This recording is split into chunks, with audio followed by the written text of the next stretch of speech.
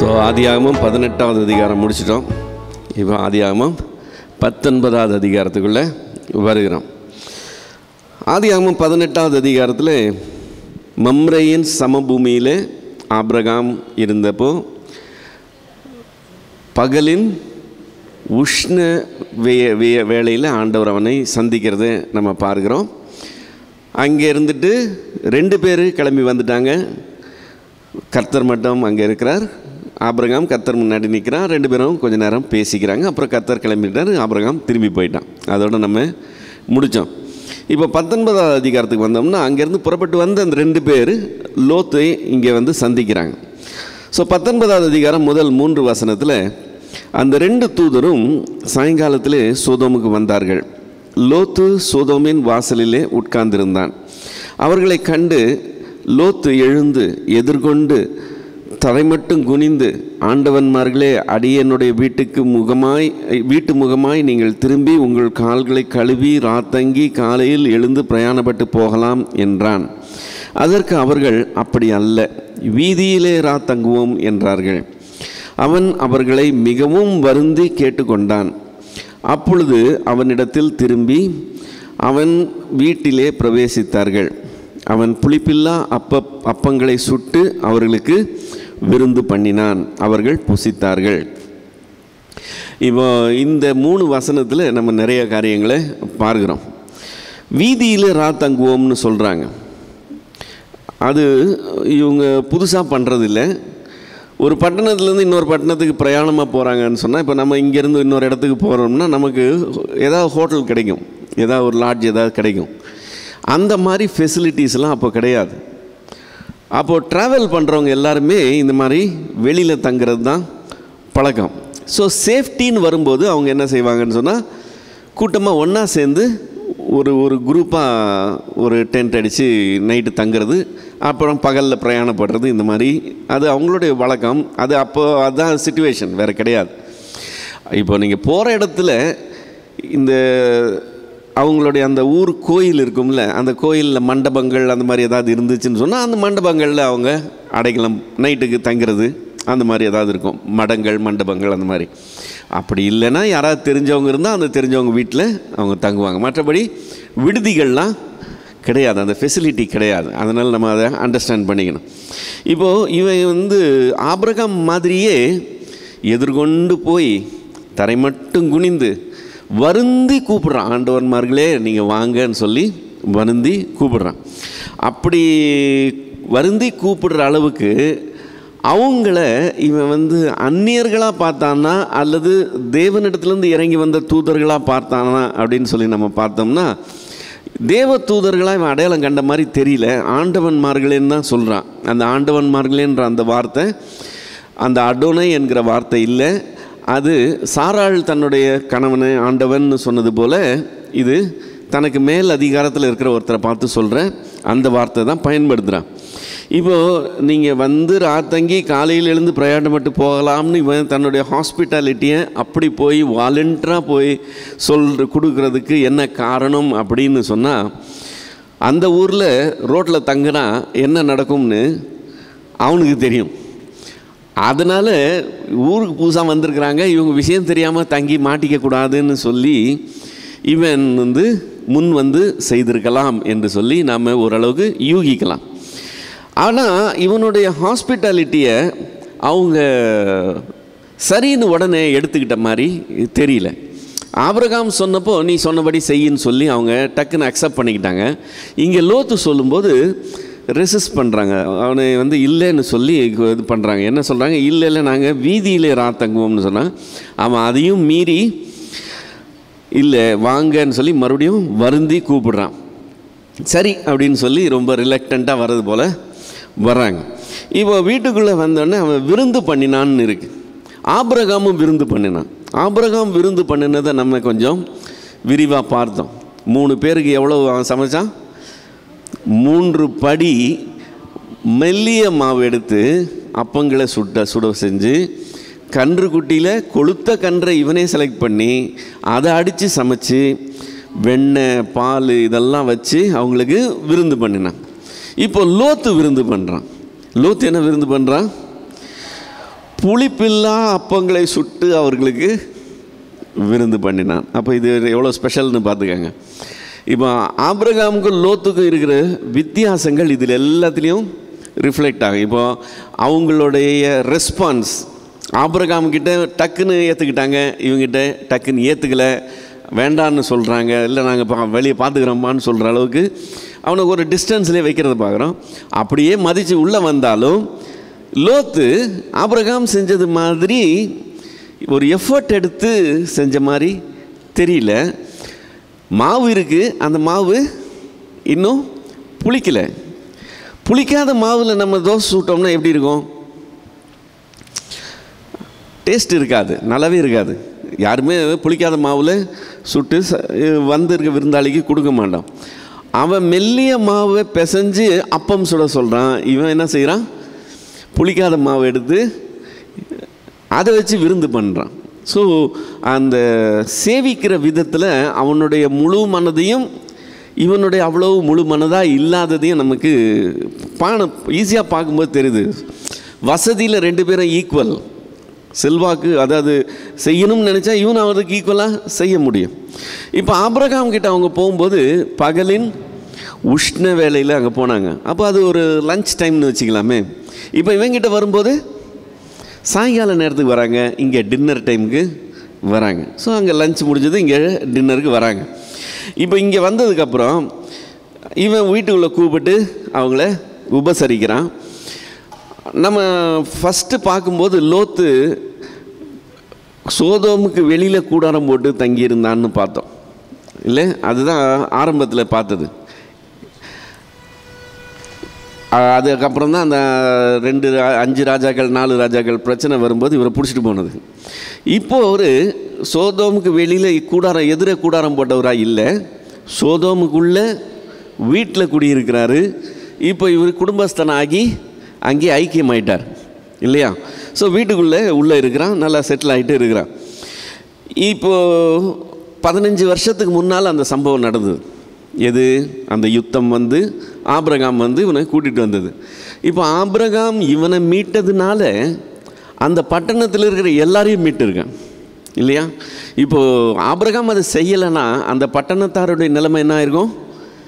அவ்வளோ பேருமே அடிமைகளாவோ வேலைக்காரராகவோ வேறு இடத்துக்கு போயிருப்பாங்க. அவங்களுடைய சந்ததிகள் எல்லாமே கம்ப்ளீட்டாக அவங்க ஹிஸ்ட்ரியே மாறிட்டு இருக்கும். இப்போ அவங்களுடைய தலையெழுத்தையே மாற்றினது யார்? ஆபிரகாம். யாருக்காக செஞ்சது? லோத்துக்காக செஞ்சது. இப்போ லோத்துவின் மூலமாக தான் தங்களுக்கு அவ்வளோ பெரிய நன்மை வந்ததுங்கிறத அவங்க இந்த 15 வருஷத்துக்குள்ளே மறந்துடுறதுக்கு வாய்ப்பு இல்லை. அதனால் லோத்துக்கு அங்கே நல்ல ஸ்டாண்டிங் இருக்கணும், நல்ல ஒரு நிலையில் அவன் இருந்திருக்கணும். இது நம்ம யூகிக்கிற காரியம்தான். பைபிள் அப்படி நேரடியாக இல்லைனாலும் ஜஸ்ட் 15 இயர்ஸ் முன்னாடி தான் அவ்வளோ பெரிய சம்பவம், அவ்வளோ பெரிய நன்மை அந்த பட்டணத்துக்கு வந்தது, லோத்துவின் மூலமாக வந்தது. அதனால் அந்த அங்கீகாரமும் அந்த அதாவது சார் மூலமாக தான் நமக்கு நடந்ததுங்கிறது அவங்க மறந்துருக்கிறதுக்கு வாய்ப்பு இல்லை. 15 வருஷம்தான் ஆயிருக்கு. ஸோ அந்த ஒரு பொசிஷனில் அவன் அங்கே இருக்கிறான். இப்போ அடுத்து என்ன நடக்குது? 4-5 வசனங்களில் அவர்கள் படுக்கும் முன்னே சோதோமின் பட்டணத்தின் மனிதராகிய வாலிபர் முதல் கிழவர் மட்டும் ஜனங்கள் அனைவரும் நானா திசையிலிருந்து வந்து வீட்டை சூழ்ந்து கொண்டு லோத்தை கூப்பிட்டு, இந்த ராத்திரியில் உன்னிடத்தில் வந்த மனுஷர் எங்கே? நாங்கள் அவர்களை அறியும்படி அவர்களை எங்களிடத்தில் வெளியே கொண்டு வா என்றார்கள். அவர்கள் படுக்கும் முன்னேன்னு சொல்லியிருக்கு. இவங்க படுத்து தூங்கிறதுக்காக வரல. இந்த 2 பேர் எதுக்கு வந்திருக்காங்க? பட்டணத்தை அழிக்கிறதுக்காக வந்திருக்காங்க. வந்த இடத்துல வேலையை பார்க்குறதுக்கு பதிலாக அவங்க ஆக்சுவலாக நைட்டு படுத்து தூங்க போகிறாங்க. நாளைக்கு தான் ஸ்டார்ட் பண்ண போகிறாங்க.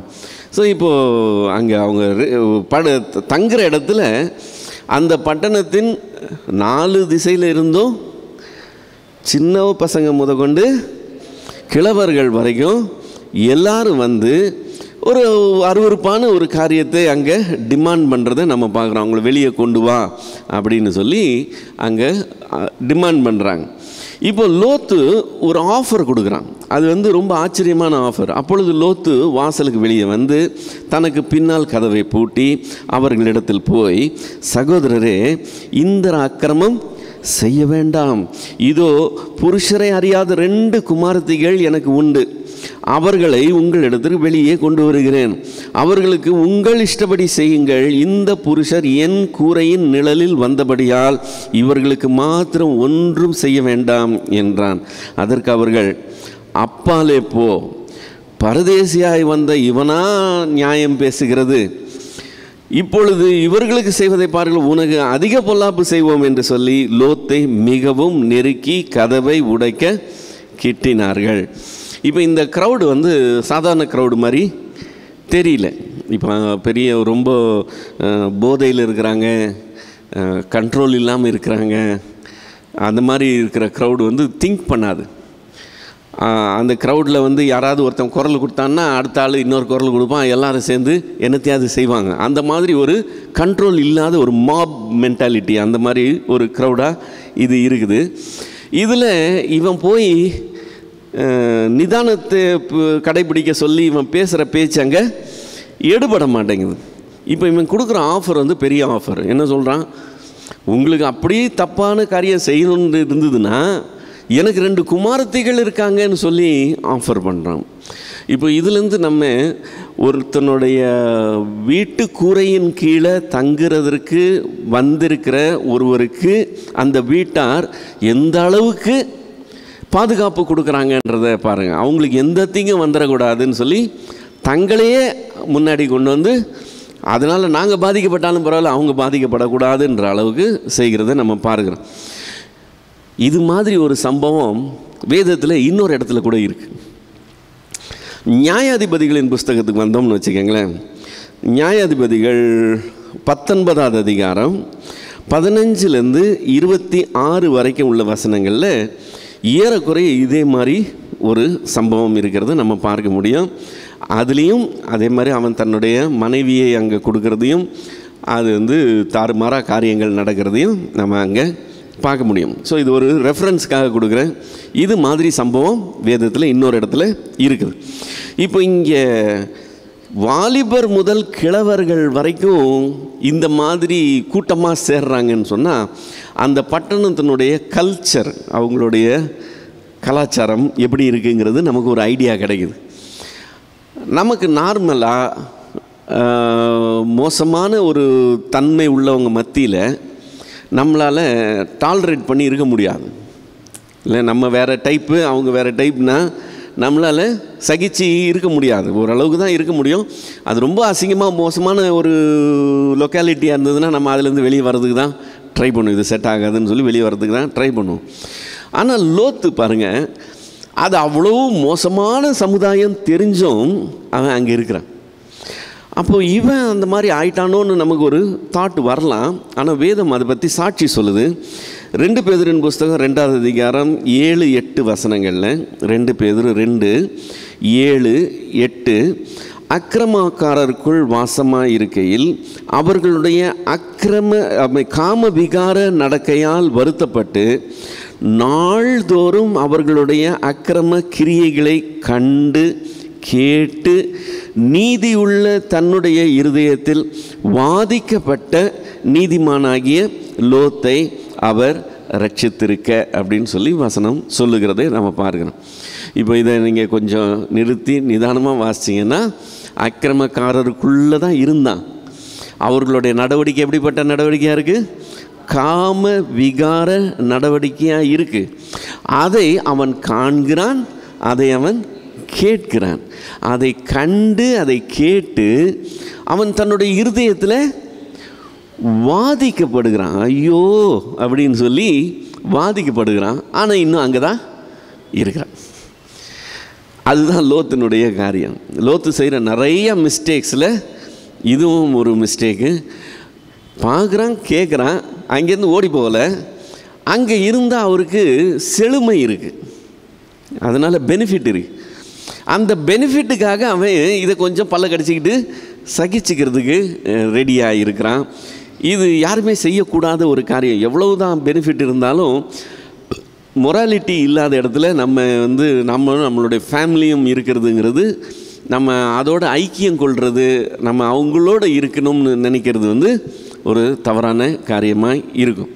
இப்போ நம்ம ஒரு இடத்துல வேலைக்கு செய்கிறோம்னு வச்சுக்கோங்களேன், அந்த வேலையில் வந்து அவங்க ஃப்ராடு பண்ணுறாங்க, அவங்க நிறையா செய்யக்கூடாத காரியங்களை வந்து பொய்யும் பித்தலாட்டமுமா இருந்து, அந்த கம்பெனியே அப்படி தான், அதில் இருக்கிறவங்கெல்லாம் அப்படி தான், நான் நீதிமானாக இருந்து என்ன காண்கிறதையும் கேட்குறதையும் குறித்து என்னுடைய நீதி உள்ள இருதயத்தில் பாதிக்கப்பட்டவனாக இருந்துக்கிட்டு நான் மட்டும் தப்பு செய்யலைங்க, அவங்க செய்கிறாங்க, நான் என்னென்ன பண்ண சொல்கிறீங்கன்னு சொல்லி நம்ம அங்கே இருந்து அங்கே இருக்கிறதுனால எனக்கு நிறையா பெனிஃபிட்ஸ் கிடைக்குதுன்னு சொல்லி நம்ம டாலரேட் பண்ணிட்டு இருந்தோம்னா லோத்துக்கு என்ன விளைவு வருமோ அந்த விளைவை நாமும் சந்திக்கிற மாதிரி வந்துடும். இன்னும் கொஞ்சம் நேரத்தில் அதை பார்க்க போகிறோம்.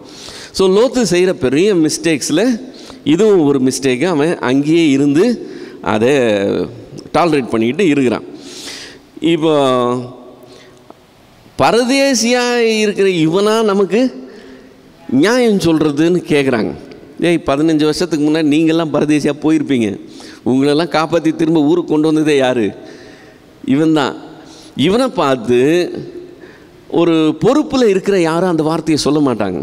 இந்த க்ரௌடு வந்து ஒரு நிதானம் இழந்த ஒரு கூட்டமாக இருக்குது. அந்த கூட்டம் வந்து அது மாதிரி செயல்படுது, ஒரு புத்தி இல்லாமல் செயல்படுது. அவங்க பார்வையில் டேய் பொழைக்கிறதுக்கு வந்தவன்டா இவன், பரதேசியாக வந்தவன், நம்ம ஊர் ஆள் இல்லைன்னு சொல்கிறாங்க. ஆமாம், அந்த ஊரில் தான் கல்யாணம் கட்டியிருக்கான், அந்த ஊரில் தான் பிள்ளைங்க பெற்றிருக்கிறான், அந்த ஊரில் தான் மருமகன்களையும் செலக்ட் பண்ணியிருக்கிறான்.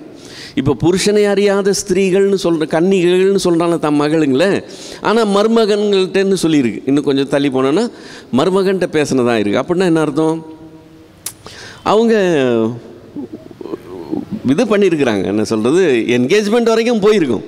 மருமகன்னு சொல்கிற அளவுக்கு என்கேஜ்மெண்ட் வரைக்கும் போயிருக்கும். இன்னும் அது கல்யாணமாக நிறைவடையலை, அவ்வளோதான்.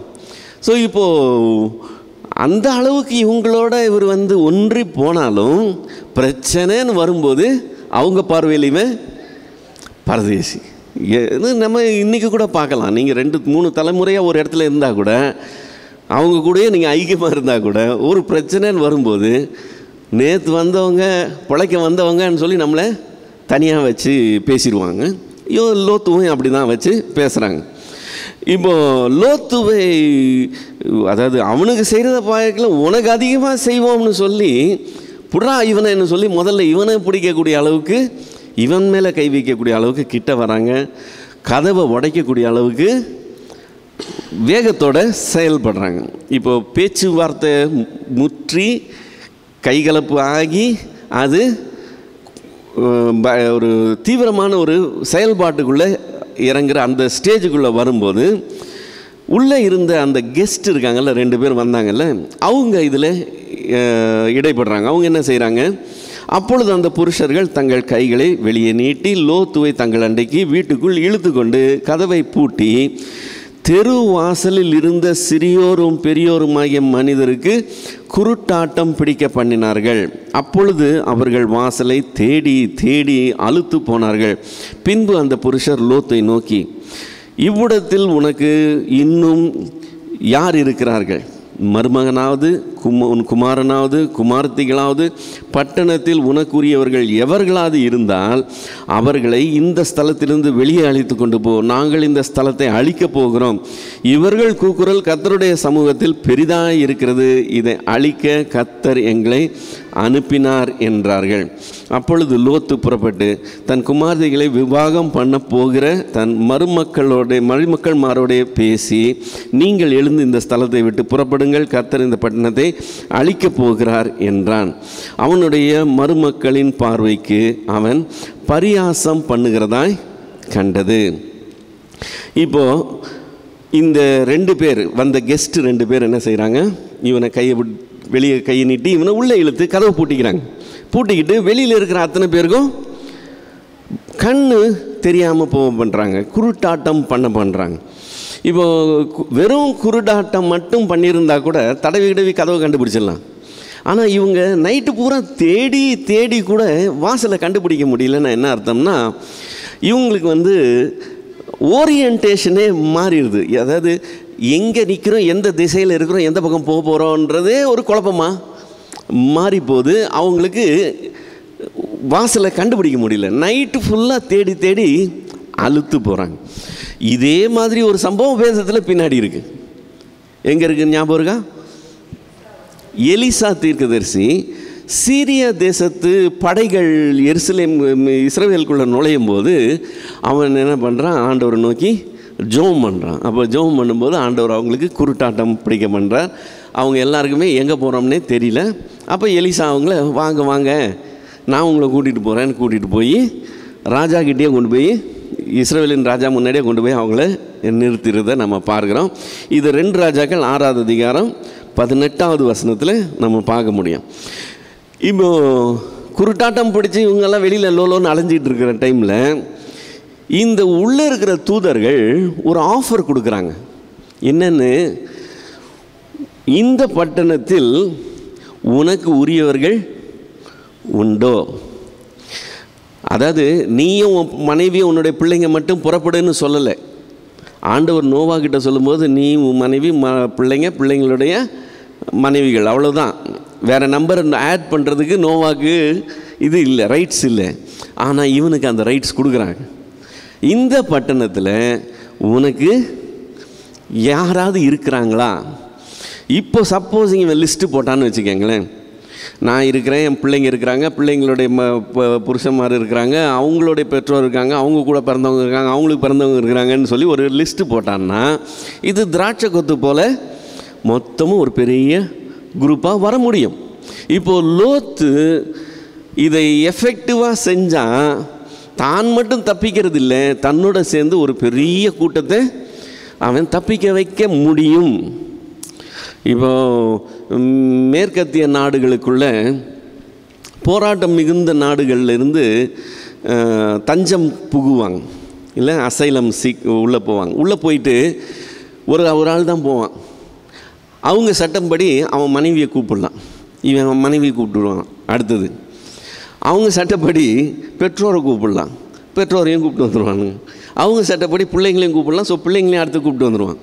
அடுத்து பிளட் ரிலேட்டிவ்ஸ், அவங்க கூட பிறந்தவங்களை கூப்பிடலாம். அடுத்து அவன் கூட பிறந்தவன் தான் பார்த்தீங்களா, அவன் அவங்களுடைய மனைவியை கூப்பிடுவான், அவங்களோட பிள்ளையை கூப்பிடுவான். இப்படியே ஐரோப்பா மொத்தமும் இவனுங்களாலே நிரம்பி போச்சு. உள்ளே விட்டது எத்தனை பேரை? ஒருத்தனை தான் உள்ளே விட்டாங்க. அவன் இவ்வளோ பெரிய டீமை உள்ளே கொண்டு வந்துடுவான். லோத்துக்கு அந்த ஆஃபர் கொடுக்குறாங்க, உனக்கு உள்ளவங்க யாராவது இருக்கிறாங்களாப்பான்னு கேட்குறாங்க.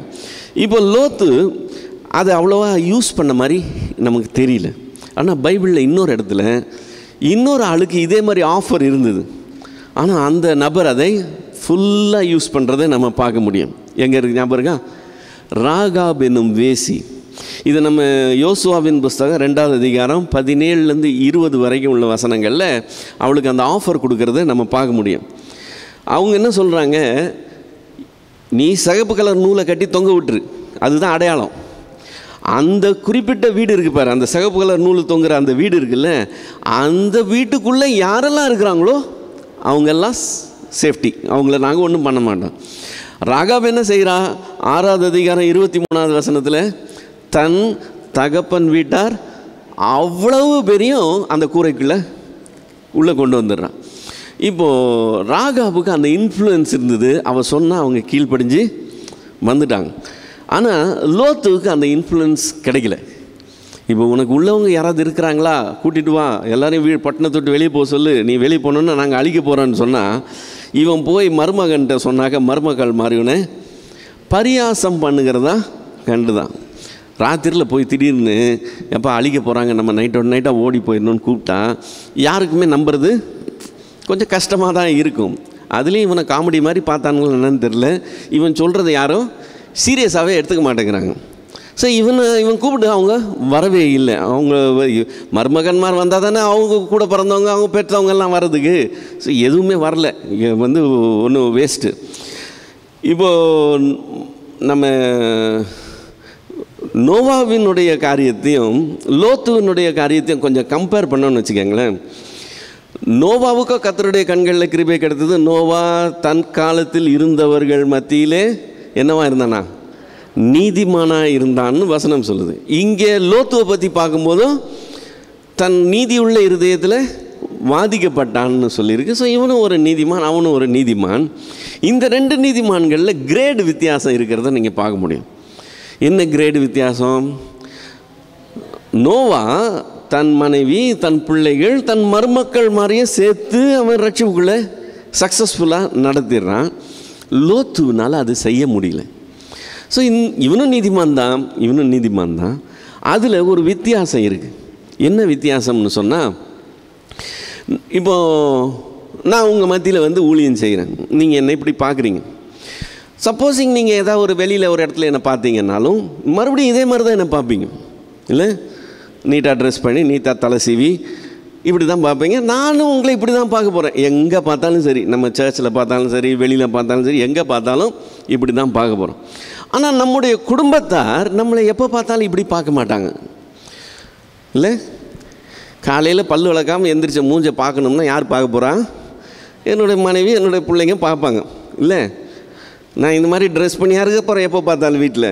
அப்படி இல்லை. ஸோ என்னுடைய அடுத்த பாகம் இருக்குல்ல, இது வெளியில் ஊருக்கு தெரிகிற பாகம், ஊருக்கு தெரியாத அடுத்த பாகம் இருக்குல்ல, அதை யார் பார்ப்பாங்க? நம்முடைய குடும்பத்தார் பார்ப்பாங்க. ஸோ ஒரு நீதிமான்னு சொல்லி, நான் ஒரு ஊழியக்காரன்னு சொல்லி ஊரில் பேர் எடுக்கிறது பெரிய விசேஷம் கிடையாது. அது ஓரளவுக்கு ஈஸி, வாங்கிடலாம். ஆனால் என்னுடைய அடுத்த பாகம் தெரியுது பார்த்தீங்களா, அவங்க என்னுடைய ராஸ் சைடு பார்க்குறாங்க. என்னுடைய ஆக்சுவலாக நான் யாருங்கிறத அவங்க பார்க்கும்போது, அவங்க நான் சொல்கிற வார்த்தையை நம்பணும், நான் சொல்கிற வார்த்தையை மதிக்கணும்னா நான் அவங்க பார்வையில் என்னவாக இருக்கணும்? நீதிமானாகவும் ஊழியக்காரனாகவும் மதிக்கப்படக்கூடிய அளவு இருக்கணும்.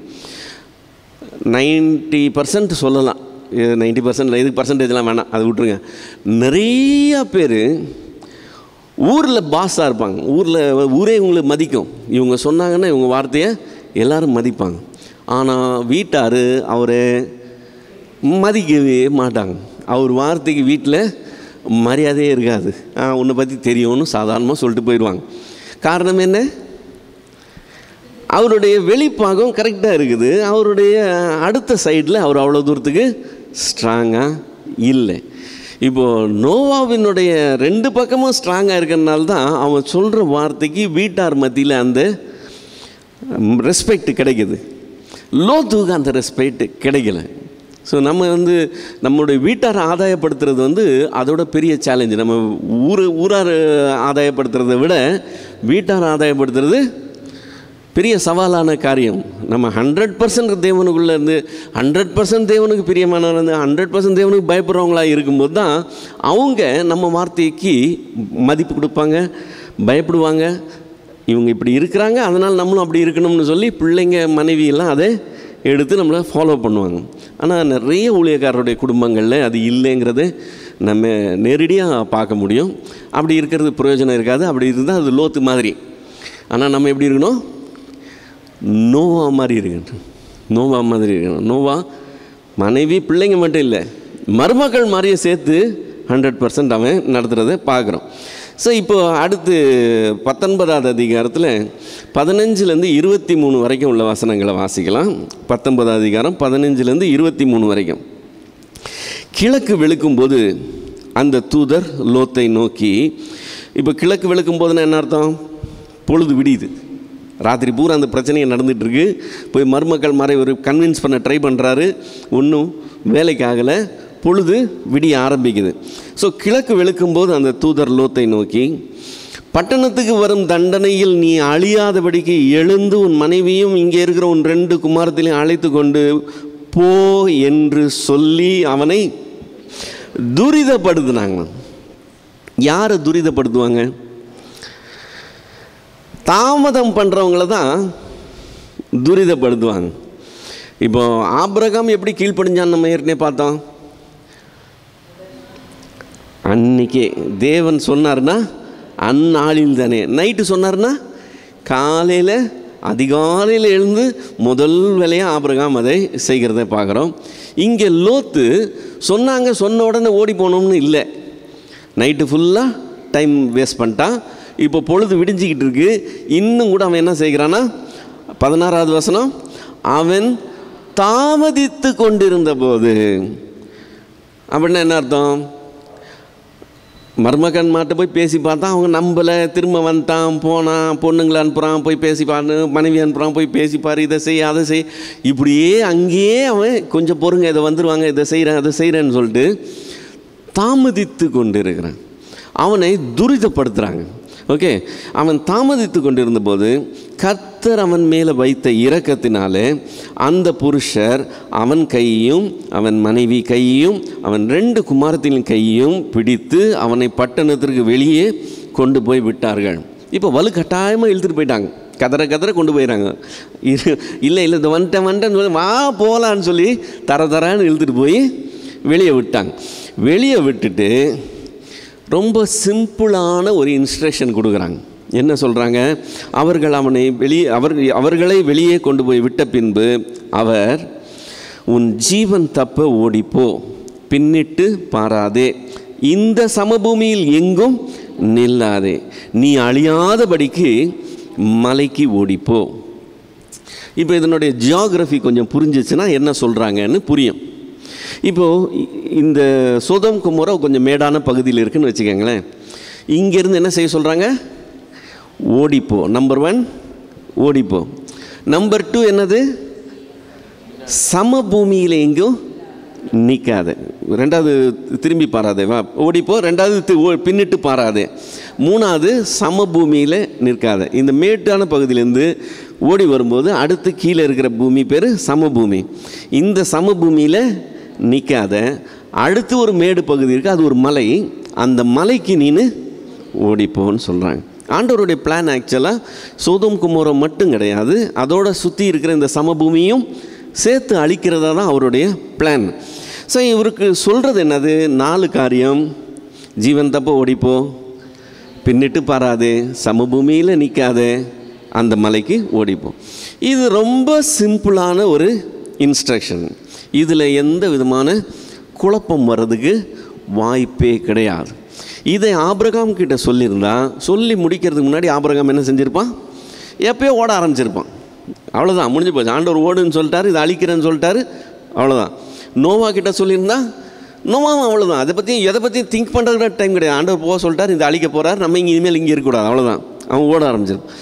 ஆனால் லோத்து கம்ப்ளீட்டாக வேறு குணம் உள்ளவன், கம்ப்ளீட்டாக வேறு. அவனுடைய ஸ்டைல் என்னன்னு பாருங்கள். அவன் சொல்கிற வார்த்தை, அப்படி அல்ல ஆண்டவரே. திரும்ப பதில் சொல்கிறாரு, அப்படி அல்ல ஆண்டவரே, உமது கண்களில் உமது அடியானுக்கு கிருபை கிடைத்ததே, என் பிராணனை காக்க தேவரீர் எனக்கு செய்த கிருபையை பெரிதாய் விளங்க பண்ணினீர்.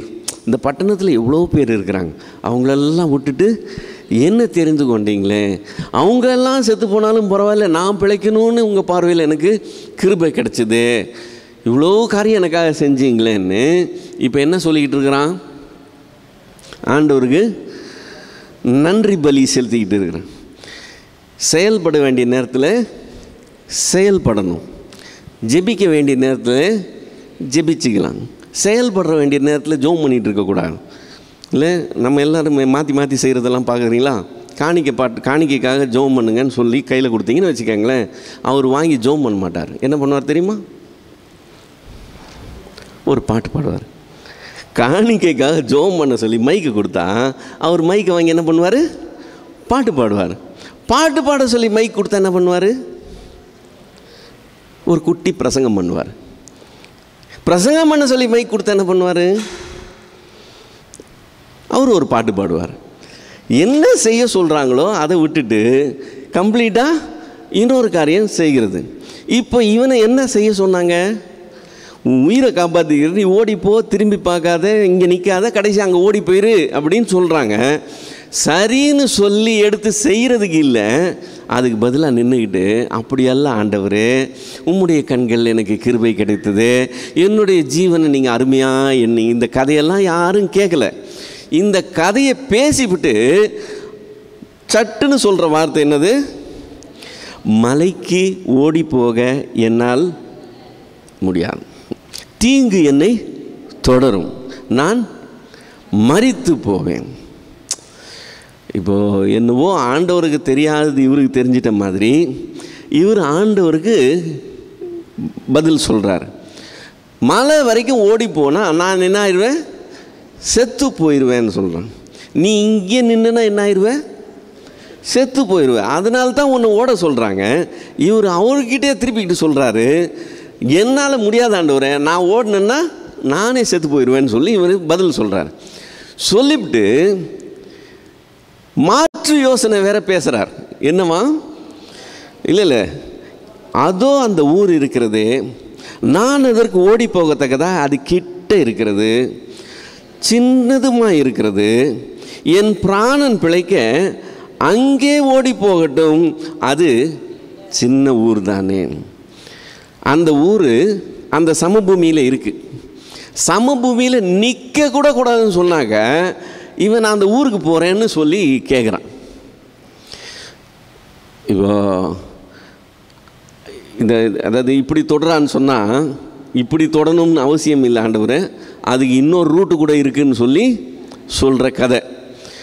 இப்போ நீங்கள் இந்த அளவுக்கு தாமதம் பண்ணி உங்களை துரிதப்படுத்தி கட்டாயப்படுத்தி வெளியே கொண்டு வந்து விட்டு ஒரு இன்ஸ்ட்ரக்ஷன் கொடுத்தா அந்த இன்ஸ்ட்ரக்ஷனை அப்படி இல்லை ஆண்டவரே, நான் செஞ்சால் செத்து போயிடுவேன், நான் இப்படி அப்படி, அதுக்கு பதிலாக நான் இதை செய்யட்டுமா, கிட்ட தானே இருக்குது, சின்னது தானே, நான் அங்கே போகிறேனேன்னு சொல்லி இப்படியே இழுத்துக்கிட்டு கிடந்தா தேவன் எப்படி டீல் பண்ணுவாருன்னு சொன்னால், சில கீழ்ப்படியாமைக்கு கை கழுவி விட்டுருவார். கேரியான் செய்யின்னு சொல்லிட்டு விட்டுருவார். செய்யாதுன்னு சொல்லுவார். அதை மீறிக்கிட்டு இப்படியும் அப்படியும் பண்ணிக்கிட்டு இருந்தாங்க, அப்படியே விட்டுருவார். லோத் அப்படி விட்டுறதை நம்ம பார்க்குறோம். அவன் அந்த வார்த்தை சொல்லும்போது இல்லைப்பா இதெல்லாம் சேர்த்து அழிக்கிறது தான் பிளான், நீ இந்த எல்லைக்குள்ளே இருக்கக்கூடாது, நீ அங்கே போவாயின்லாம் சொல்லலை. அதற்கு அவர், நீ கேட்டுக்கொண்ட ஊரை நான் கவிழ்த்து போடாதபடிக்கு இந்த விஷயத்திலையும் உனக்கு அனுகிரகம் பண்ணினேன், தீவிரமாய் அங்கே ஓடி தப்பித்துக்கொள், நீ அங்கே போய் சேரும் மட்டும் நான் ஒன்றும் செய்யக்கூடாது என்றார். ஆகையால் அந்த ஊர் சோவார் எனப்பட்டது. லோத்து சோவாருக்கு வரும்போது பூமியின் மேல் சூரியன் உதித்தது.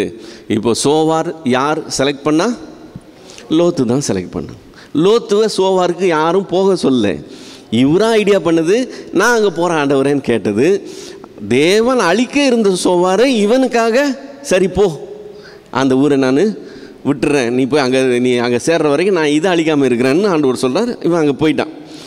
இப்போ ஆபிரகாமுக்கும் இவனுக்கும் அவ்வளோ பெரிய வித்தியாசத்தை நம்ம பார்க்குறோம். 2 பேரும் ஒன்றா தான் இருந்தாங்க, ஒரே குடும்பம் தான்.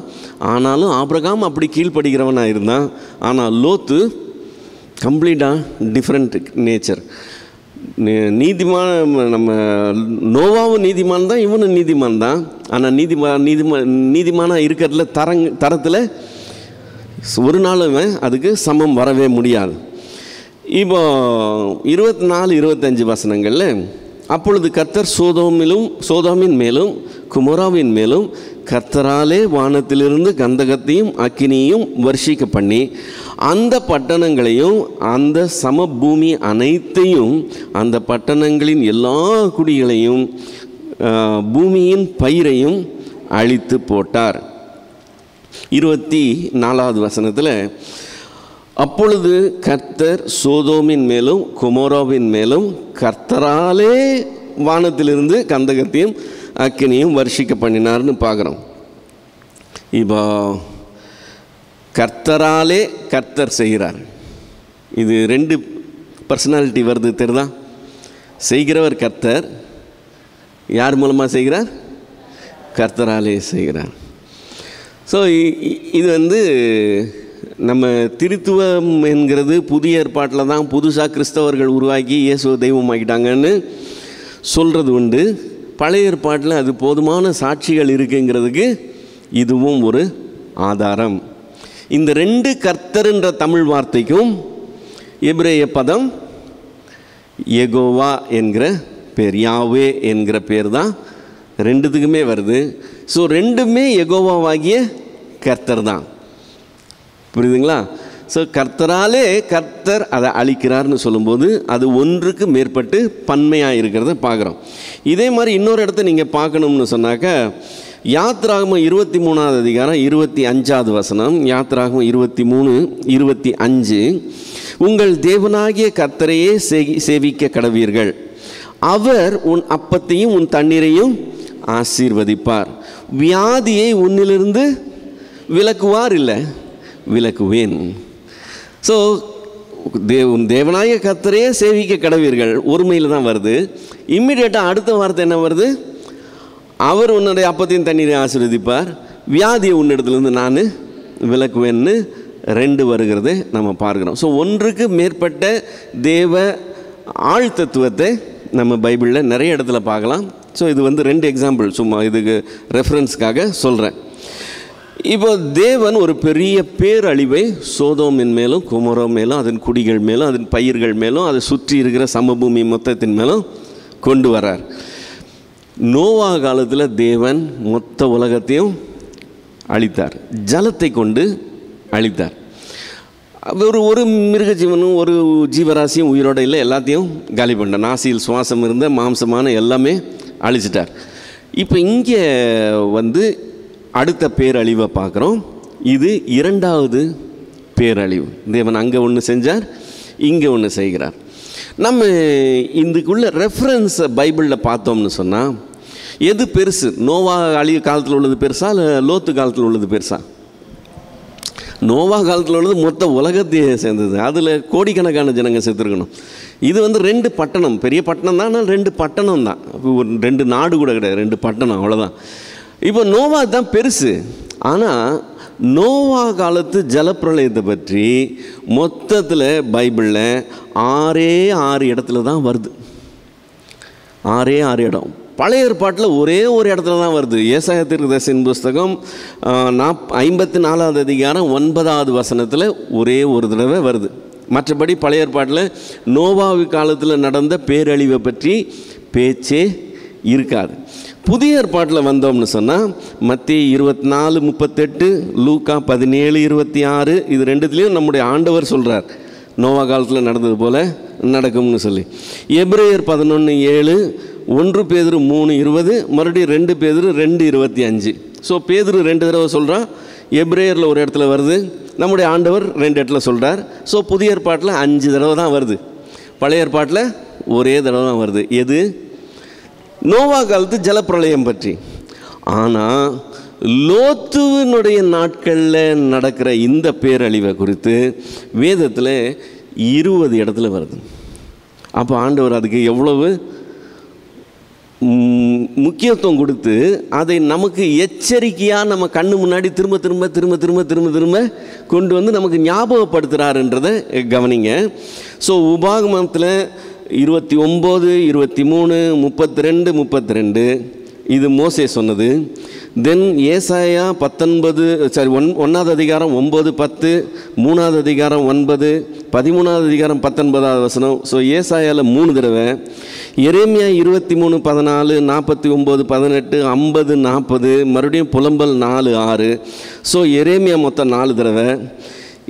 எசேக்கியேல் தீர்க்கதரிசி 16வது அதிகாரம் 46லேருந்து 56 வரைக்கும். தென் ஆமோஸ் தீர்க்கதரிசி 4:11, செப்பனியா 2:9. இவ்வளவு இடங்களில் பழைய ஏற்பாட்டில் லோத்தின் நாட்களில் தேவன் சோதோம் குமோராவை கவிழ்த்து போட்டதை பற்றி மறுபடியும் மறுபடியும் மறுபடியும் மறுபடியும் மறுபடியும் ஆண்டவர் பேசுகிறார். புதிய ஏற்பாட்டுக்குள்ளே வந்தோம்னா மத்தேயு 10, 15, 11, 23, 24, மார்க் 6, 11, லூக்கா 10, 12, 17, 29, ரோமர் 9, 29, 2 பேதுரு 2, 6, யூதாவின் புஸ்தகம் 1, 7. இத்தனை இடத்துல புதிய ஏற்பாட்டில் வருது.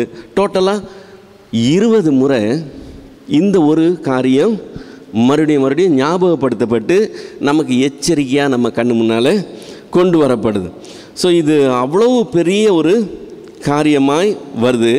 இதில் தேவன் அழிவை கொண்டு வந்தது ஜலத்தை கொண்டு வந்து இல்லை, அக்கினியையும் கந்தகத்தையும். அக்கினின்னா நமக்கு என்னன்னு தெரியும். அக்கினினா என்னது? நெருப்பு. ஓகே, வானத்துலேருந்து அக்கினியை அவர் ஊற்றியிருக்கிறார், சம்திங் லைக் தட். ஓகே, ஆனால் இந்த கந்தகம்னா என்னது? அக்கினியும் கந்தகமும்ங்கிறது சேர்ந்து சேர்ந்து நிறைய இடத்துல வரதை நம்ம பார்க்க முடியும். வெளிப்படுத்தல் 14வது அதிகாரம் 10வது வசனம். 10வது வசனம் தானே? ஆமாம், 14, 10. தென் 19வது அதிகாரம் 20வது வசனம். 20வது அதிகாரம் 10வது வசனம், 21வது அதிகாரம் 8வது வசனம்.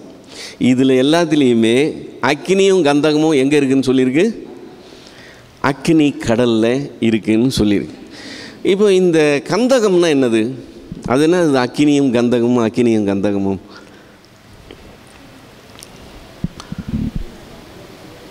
கரெக்ட். கந்தகம்னா இங்கிலீஷில் சொல்லணும்னா சல்ஃபர். ஓகே, சல்ஃபர் எரியக்கூடிய ஒரு பொருள். அது எரியும் போது அந்த சல்ஃபர் ஆக்சைடு அதுவே பாய்சனஸான ஒரு இதுவாக புகையாக எழும்பும். இதை நம்ம எங்கே பார்க்க முடியும்? நம்ம உலகத்தில் நார்மலாக இந்த சல்ஃபரும் அக்கினியும் இருக்கிறத நீங்கள் எங்கே பார்க்க முடியும்னா, எரிமலையிலேருந்து குழம்பு வெளியே வருது பார்த்தீங்களா? அந்த எரிமலையிலேருந்து ஓடி வர்ற அந்த குழம்பு அது பக்கத்தில் போகிறவங்களுக்கு ஆபத்து. ஏன்னா அதனுடைய அக்கினியினுடைய தாக்கம் மட்டும் இல்லை, அந்த கெமிக்கல் இருக்குது பார்த்தீங்களா, அந்த சல்ஃபருடைய கேஸ், அந்த கேஸ் இவங்கள பாதிக்கும். அதனால் அது டேஞ்சரஸ்ன்னு சொல்லுவாங்க. ஸோ இப்போ இந்த எரிமலை குழம்பு போல் அக்கினின்னு ஞாபகம் வச்சுக்கோங்க. அப்போது அக்கினியும் கந்தகமும்னா அது எவ்வளோ கொடுமையான காரியம்ங்கிறத நம்ம புரிஞ்சுக்கொள்ள முடியும். இப்போ இந்த கடைசியில் தேவன் நித்திய காலமாய் அழிவுக்காக வச்சிருக்கிற அந்த அக்கினி கடல்னு சொல்லும்போது அங்கே அக்கினியும் கந்தகமும் எரிகிற ஒரு கடல். அதில் தான் வாதிக்கப்பட போகிறாங்க. இப்போ அந்த மாதிரி ஒரு அழிவை தேவன் இங்கே சோதோம் குமோரா மேலே கொண்டு வராரு. பிழைக்கிறதுக்கு யாருக்கும் சாய்ஸே கிடையாது, அப்படியே இதாகிடுச்சு. இப்போ நீங்கள் இதை யூடியூப்பில் போயிட்டு சோதோம் குமோரா அப்படின்னு மட்டும் கொடுத்தீங்கனாலே ஏகப்பட்ட வீடியோஸை நீங்கள் பார்க்க முடியும். அது இன்னும் இருக்குது. இப்போ நம்ம உப்பு கடல் இருக்குல்ல, அந்த உப்பு கடலுக்கு தெற்கு தென் கிழக்கு கொஞ்சம், அதோடைய சவுத் எண்டில் கொஞ்சம் ஈஸ்ட்டுக்கு போனீங்கன்னா சோதோம் குமோரா பட்டணம் இருந்த இடங்கள் இன்னும் இருக்குது. அந்த இடம் ஃபுல்லாகவே என்னவா இருக்குது? ஃபுல்லாகவே அக்னியினால் அழிக்கப்பட்ட ஒரு பூமியை அங்கே பார்க்க முடியும். அங்கே ஒரு பச்சையில் கூட கிடையாது. அந்த பூமி ஃபுல்லாக மூடி இருக்கிறது இதனால் பேர்ன ஆஷ்னால், சாம்பலால் மூடி இருக்கிறத பார்க்க முடியும். அதை நோண்டுனா சல்ஃபர் பால்ஸ் இருக்கிறதையே பார்க்க முடியும். உருட்டையாக சல்ஃபர் பால்ஸ் இருக்கிறத பார்க்க முடியும். ஏராளமான யூடியூப் வீடியோஸ் இருக்குது. அங்கே நேரில் போய் ஆய்வு பண்ணதும் சரி, அது இன்றைக்கி வரைக்கும் அதை வீடியோஸாக எடுத்து இதை பாருங்கள் சல்ஃபர் எப்படி இருக்குது, சல்ஃபர். இப்போது அங்கே அந்த மண்ணை லைட்டாக கிளறுனா, அந்த சாம்பலை லைட்டாக தள்ளிட்டு அப்படி எடுத்தால் மனித எலும்புகள் இன்னும் கிடைக்குது. 1-2 இல்லை, ஏராளமாக. சும்மா அப்படி தள்ளினாலே கை நிறைய எலும்புகள் கிடைக்கக்கூடிய அளவுக்கு தான் அது இருக்குது. வீடுகள் இருக்குது. அந்த வீடுகள் அப்படியே இடிஞ்சு அப்படியே எரிஞ்சது எல்லாமே இருக்குது. ஸோ நான் அது கிளிப்பிங்ஸை தனியாக எடுத்துகிட்டு உங்களுக்கு போடணும் தான் விருப்பப்பட்டேன். ஆனால் இந்த கிறிஸ்மஸ் பிஸியில் இந்த ப்ரிப்பேர் பண்ணுறக்கே டைம் இல்லை. அதையும் தனியாக உட்காந்து ரெடி பண்ண எனக்கு டைம் இல்லை. ஆனால் இது நீங்கள் ரொம்ப தேடி கண்டுபிடிக்க வேண்டிய அவசியமே கிடையாது. வெறும்னு சோதோம் குமோரான்னு சொல்லி யூடியூப்பில் போட்டிங்கனாலே ஏராளமான வீடியோஸ் இருக்குது. நீங்கள் நேரில் அதை பார்த்துக்கலாம், அந்த அழிவு எவ்வளோ கொடுமையாக இருந்ததுன்னு சொல்லி. ஸோ இப்போ லோத்துடைய மொத்த சொத்து என்னாச்சு? கட்டின துணியோடு அண்ணன் ஓடி வரார். ஒன்றுமே கிடையாது, கையில் பை கூட கிடையாது, எல்லாத்தையும் விட்டாச்சு, ஒன்றுமே இல்லாமல் ஓடி வரான். இப்போ அந்த சொத்து மொத்தமும் அந்த யுத்தத்தில் பிடிக்கப்பட்டுச்சு. ஆபிரகாம் போய் காப்பாற்றிட்டு வந்தான், அதனால் எல்லாமே திரும்ப கிடச்சிது. இப்போ அப்போயாவது புத்தி அவன் அங்கே இல்லாமல் அங்கேருந்து வெளியே வந்திருக்கணும். மறுபடியும் தொடர்ந்து அங்கே இருந்ததுனால அவங்களுக்கு வந்த அழிவு, இவன் நீதிமானாக இருந்தால் கூட இவனுக்கும் அந்த பாதிப்பு சேர்த்து இருக்குது. அதனால தான் சொன்னேன், ரொம்ப கர்த்தருக்கு விரோதமான காரியங்களை செய்கிற ஒரு இடத்துல நீங்கள் எவ்வளவு தான் பரிசுத்தமான இருந்து அங்கே போய் நின்னாலும் அவங்களுக்கு வரப்போகிற பாதிப்பில் உங்களுக்கும் கண்டிப்பாக பாதிப்பு வரும். அப்படி வந்ததுக்கப்புறம் வருத்தப்பட்டு பிரயோஜனம் இருக்காது. அதனால் சில காரியங்களை விட்டு, சில சூழ்நிலைகளை விட்டு நம்முடைய பரிசுத்தத்துக்காக நம்ம வெளியே வர்றது தான் நல்ல காரியமாக இருக்கும். இப்போ இவன் கட்டின துணியோடு ஓடி வரான். இப்போ அவர் அதை மட்டும் இழக்கலை, அடுத்து அந்த பாதிப்பு இவனுடைய குடும்பத்தில் கூட வரப்போகுது. 26வது வசனத்தில் அவன் மனைவியோ பின்னிட்டு பார்த்து உப்பு தூண் ஆனாள்னு. இப்போ பின்னாடி திரும்பி பார்க்காதன்னு சொன்னார். திரும்பி பார்த்தா உப்பு தூண் ஆகிடுவேன்னு சொல்லலை. அப்படி சொல்லியிருந்தா ஒருவேளை இவ கொஞ்சம் யோசிச்சுருந்துருப்பா திரும்பி பார்க்குறதுக்கு. அப்படியெல்லாம் சொல்லலை. ஆனால் ஸ்ட்ரிக்ட் இன்ஸ்ட்ரக்ஷன் என்னது, திரும்பி பார்க்கக்கூடாதுன்னு சொல்லி, நீ முன்னாடி தான் பார்த்து ஓடணும், ஓடிக்கிட்டே இரு, நீ அங்கே மலைக்கு போகிற வரைக்கும் நிற்கக்கூடாதுங்கிறது தான் இன்ஸ்ட்ரக்ஷன். ஆனால் இவர் வந்து பேசி கொஞ்சம் இது வாங்கிக்கிட்டார், கொஞ்சம் எக்ஸம்ஷன் வாங்கிட்டார். நான் இந்த ஊருக்கு போகிறேன்னு எக்ஸம்ஷன் வாங்கிட்டார். அதுக்கு தான் பர்மிஷன். திரும்பி பார்க்கறதுக்கு பர்மிஷன் கிடையாது. ஆனால் இவன் மனைவி திரும்பி பார்த்தான். எதுக்காக திரும்பி பார்த்துருப்பா? ஒரு க்யூரியாசிட்டி இருந்திருக்கலாம், என்ன நடக்குதுன்னு திரும்பி பார்த்துருக்கலாம். அல்லது அதை விட்டு வந்துட்டோமே இதை விட்டு வந்துட்டோமேன்னு சொல்லி திரும்பி பார்த்துருக்கலாம். ஏதோ ஒன்று திரும்பி பார்த்தா அதனால் என்ன ஆயிடுச்சு, உப்பு தூணானால்னு இருக்குது. இப்போது அங்கே ஒரு பெரிய ஒரு ஸ்ட்ரக்சர் இருக்குது, அதுதான் லோத்தின் மனைவின்னு சொல்கிறாங்க. அதெல்லாம் நமக்கு கன்ஃபார்மாக தெரியாது. ஒரு தூண் இருக்குது, அதுதான் அந்த உப்பு தூண், அது லோத்தின் மனைவின்னு சொல்கிறாங்க. நீங்கள் வீடியோ பாருங்கள், வீடியோவில் நிறையா இருக்குது. இப்போ இதை பற்றி ஆண்டவர் சொல்லும்போது லூக்கா 17வது அதிகாரம் 28லேருந்து 37 வரைக்கும், லூக்கா 17 28லேருந்து 37 வரைக்கும், லோத்தினுடைய நாட்களில் நடந்தது போலவும் நடக்கும். ஜனங்கள் புசித்தார்கள், குடித்தார்கள், கொண்டார்கள், விற்றார்கள், நட்டார்கள், கட்டினார்கள். லோத்து சோதோமை விட்டு புறப்பட்ட நாளிலே வானத்திலிருந்து அக்கினியும் கந்தகமும் வருஷித்து எல்லாரையும் அழித்து போட்டது. மனுஷகுமாரன் வெளிப்படும் நாளிலே அப்படி நடக்கும். அந்த நாளிலே வீட்டின் மேல் இருப்பவன் வீட்டில் உள்ள தன் பண்டங்களை எடுத்துக்கொண்டு போக இறங்காமல் இருக்க கடவன். அப்படியே வயலில் இருக்கிறவன் பின்னிட்டு திரும்பாமலும் இருக்க கடவன். லோத்தின் மனைவியை நினைத்து கொள்ளுங்கள். தன் ஜீவனை ரட்சிக்க வகை தேடுகிறவன் அதை இழந்து போவான், இழந்து போகிறவன் அதை உயிர்ப்பித்து கொள்வான். அந்த ராத்திரியிலே ஒரு படுக்கையில் படுத்திருக்கிறவர்கள் 2 பேரில் ஒருவன் ஏற்றுக்கொள்ளப்படுவான், மற்றவன் கைவிடப்படுவான். திரிகை திரிக்கிற 2 ஸ்திரீகளில் ஒருத்தி ஏற்றுக்கொள்ளப்படுவாள், மற்றவள் கைவிடப்படுவாள். வயலில் இருக்கிற 2 பேரில் ஒருவன் ஏற்றுக்கொள்ளப்படுவான், மற்றவன் கைவிடப்படுவான் என்று உங்களுக்கு சொல்லுகிறேன் என்றார். அவருக்கு பிரதித்திரமாக, எங்கே ஆண்டவரே என்றார்கள். அதற்கு அவர், பிணம் எங்கேயோ அங்கே கழுகுகள் வந்து கூடும் என்றார். இப்போ லோத்துனுடைய இந்த சம்பவத்தை ஆண்டவர் தன் நாட்களில் நடக்க போகிற ஒரு காரியமாய் நமக்கு கண்ணு முன்னாடி கொண்டு வந்து நிறுத்துகிறார். ஸோ லோத்தின் அந்த பேரழிவு இருக்குல்ல, இந்த 2 பட்டணங்களை தேவன் அழிக்கிறார், அவருடைய கோபாக்கினை ஊற்றப்படுது.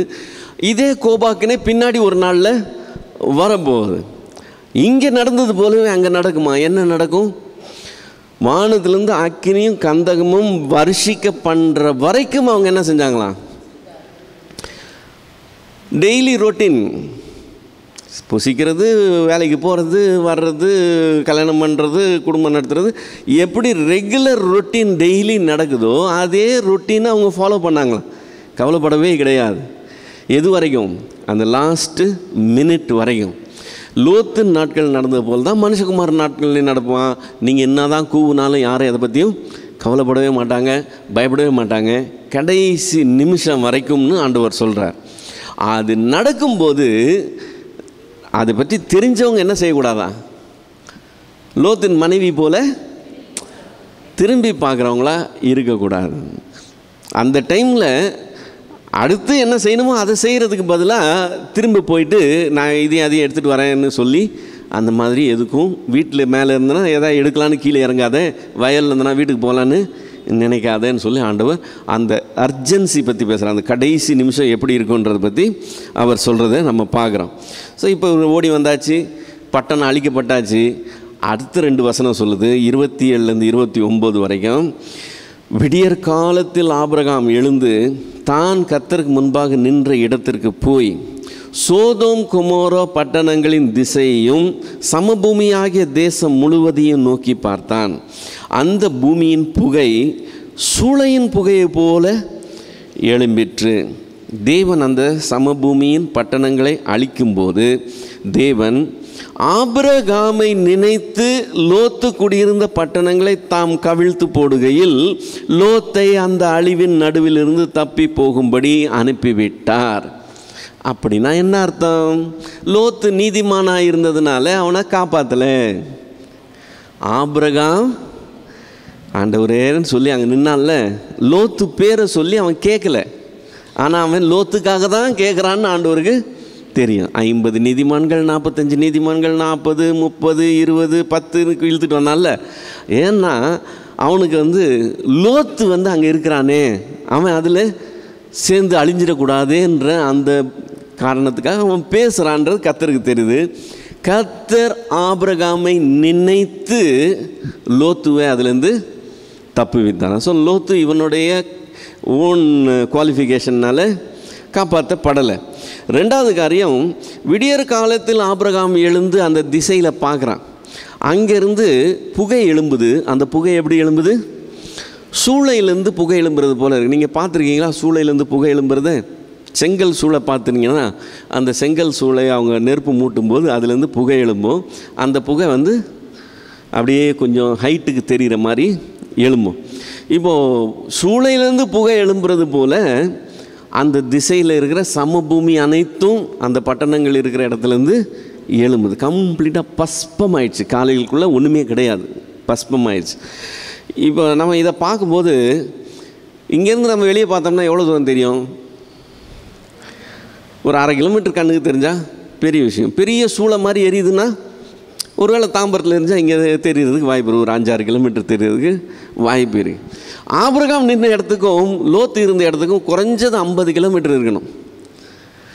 50 கிலோமீட்டர் இந்த பக்கம் இவனுக்கு சூளையின் புகையை போல் தெரியுதுன்னா அது எந்த அளவுக்கு இருந்திருக்குங்கிறத கொஞ்சம் கற்பனை பண்ணிப்பாரு. இவனுக்கே விசிபிளாக அது தெரியுது, அங்கே எரியுது.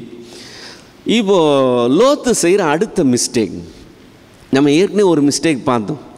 அந்த 4 ராஜாக்கள்கிட்ட காப்பாற்றிட்டு வந்த உடனே இவன் மறுபடியும் ஆபிரகாமோட போகாமல் ஏன் இங்கே உக்காந்துக்கிட்டான் அப்படின்னு நம்ம யோசித்தோம். இப்போது அதுக்கு அடுத்த மிஸ்டேக் இங்கே பண்ணுறான். தேவன் அழிச்சிட்டார், எல்லாத்தையும் இழந்துட்டான். எல்லாத்தையும் இழந்த அப்புறமாவது இவன் ஆபிரகாம் கிட்டே போயிருக்கலாம். ஆனால் இங்கேயும் அதை செய்யாமல் அவன் அடுத்த தப்பு பண்ணுறான். 30வது வசனத்துலேருந்து கடைசி வரைக்கும். பின்பு லோத்து சோவாரில் குடியிருக்க பயந்து சோவாரை விட்டு போய் அவனும் அவனோடு கூட அவனுடைய 2 குமாரத்திகளும் மலையில் வாசம் பண்ணினார்கள். அங்கே அவனும் அவனுடைய 2 குமாரத்திகளும் ஒரு கெபியில் குடியிருந்தார்கள். சோவார் சின்ன ஊர் தானே, அது கிட்ட இருக்குது. நான் அங்கே போட்டுமான்னு இவன் தான் கேட்டான். யார் ஐடியா அது? இவனுடைய ஐடியா. இப்போ அங்கே போகிறது நல்லது இல்லைன்னு தேவனுக்கு தெரிஞ்சதுனால தான் தேவன் என்ன சொன்னார்? சோவாரை தாண்டி அந்த மலைக்கு போடான்னு சொன்னார். இவன் அவர் அப்படி இல்லை, ஆண்டவரே அதை விட இது பெட்டர், நான் அங்கே போனால் செத்து போயிடுவேன், இது எனக்கு பெட்டர்னு சொல்லி இவன் தான் கேட்டு வாங்கிட்டான். வெளியில் இருக்கும்போது சோவார் அவ்வளோ சேஃப்டி கிடையாதுன்னு தெரியல. சின்ன ஊர் தானே, நம்ம போய் சமாளிச்சிக்கலான்னு தான் வெளியிலேருந்து பார்க்கும்போது தெரியுது. இப்போ உள்ளே போனாக்க சோவாரில் இவரால் குடியிருக்க முடியலையாம், பயமாக இருக்குதான். சோவாரில் குடியிருக்க பயந்து அங்கேருந்து எங்கே போயிட்டார்? இப்போ மலைக்கு போயிட்டார். மலையில் போய் ஒரு கெபியில் இருக்கிறார். ஆண்டவர் முதல்ல எங்கே போக சொன்னார்? இவனை மலைக்கு தான். இப்போ ஃபைனலாக மலைக்கு வந்துட்டானா? இப்போ லோத்து கீழ் பண்ணிச்சிட்டானா?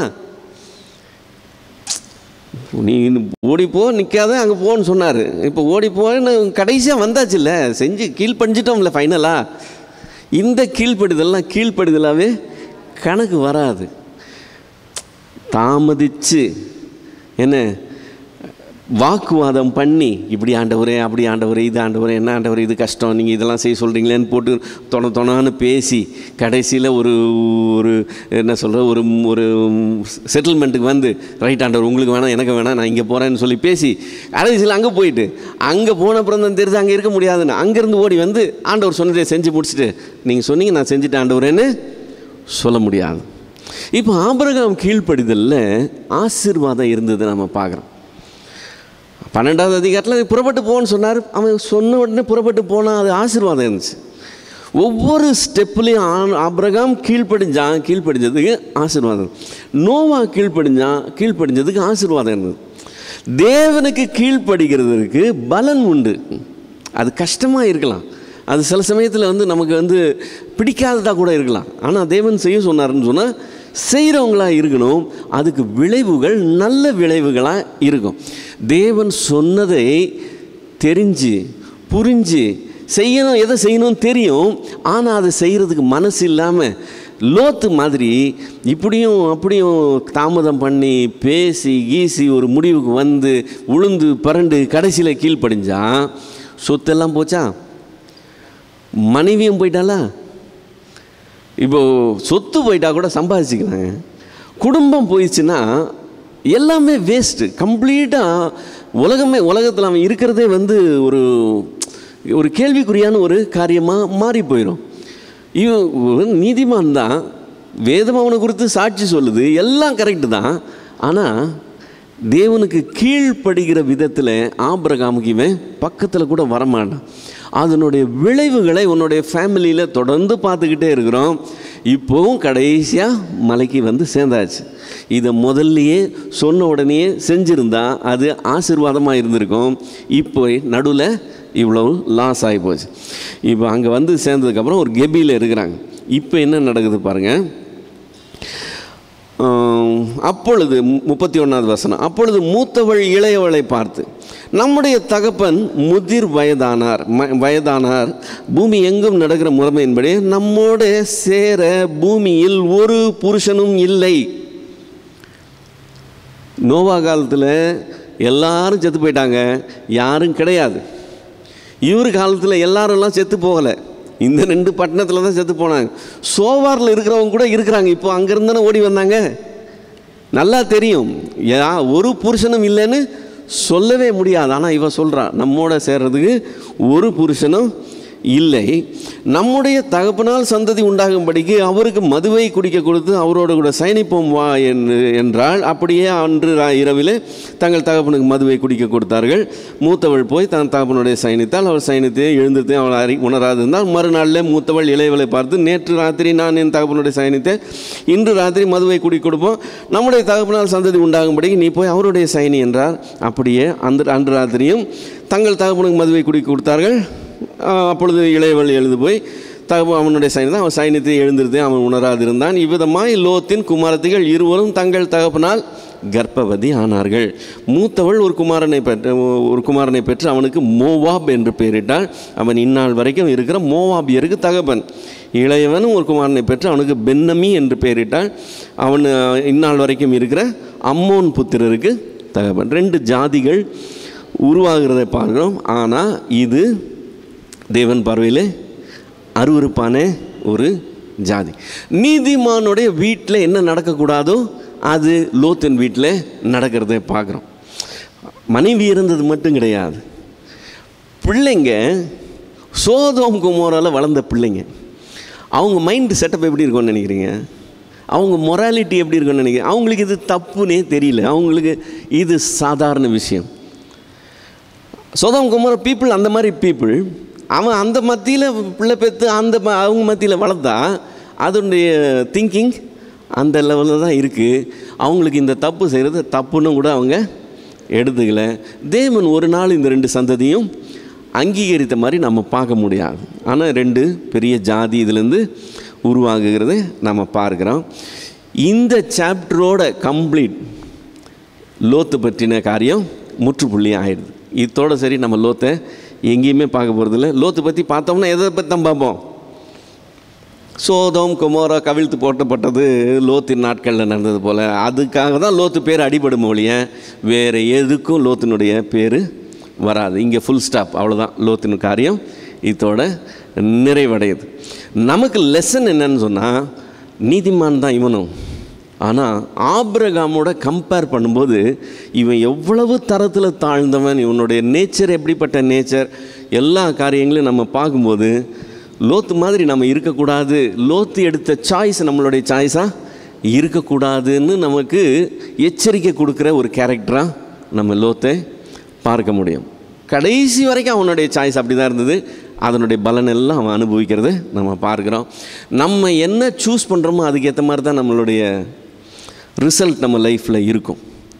நான் தப்பாக சூஸ் பண்ணிவிட்டு எனக்கு அது ஆசீர்வாதமாக ஆண்டவர் மாற்றி தரணும்னு ஜெபம் பண்ணுறதுல சரியாக இருக்காது. மனுஷனுடைய மதியினம் அவனுடைய வழிகளே தாறுமாறாக்குமா, ஆனால் அவன் இருதயமோ கர்த்தருக்கு விரோதமாக தாங்கள் அடையும்னு வசனம் சொல்லுது. அந்த மாதிரியெல்லாம் நம்ம நினச்சிக்கிட்டு நான் ஆண்டவரை குறை சொல்லிக்கிட்டு இருக்கக்கூடாது.